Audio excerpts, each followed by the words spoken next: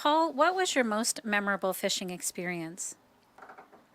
Well, essentially, the amount of fishing I do have several memorable experiences. However, one comes to mind, and that is actually January 2021. It was a winter ice fishing trip. It was shortly after I just had my hip replaced, so I was just starting to fish again. And it was a crisp, very cold winter morning in Northern Ontario. Actually, it was about minus 32 degrees Celsius. And I packed up early in the morning, as we usually do, and headed out to this lake that we were trying to access.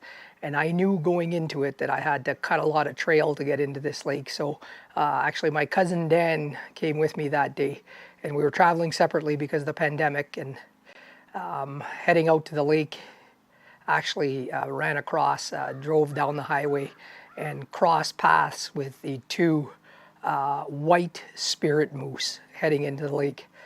So I'm very superstitious when it comes to that, and I said, we're gonna have a good day fishing. Sure enough, we cut trail into the lake, we got to the lake, we had another group that joined us that were coming a little bit behind us, and the minute I dropped my line in ice fishing, I caught a 24-inch walleye.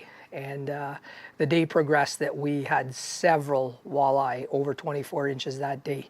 And it was just an amazing day on the ice. One of the best ice fishing experiences I've ever had in Northern Ontario. And to top it all off, we packed up, came home in the dark, and once again crossed paths at the same area with two white moose, and we actually were able to capture a few pictures of them. So the guys that were with me that day, you'll remember that. And for me, that is one of my most memorable fishing experiences.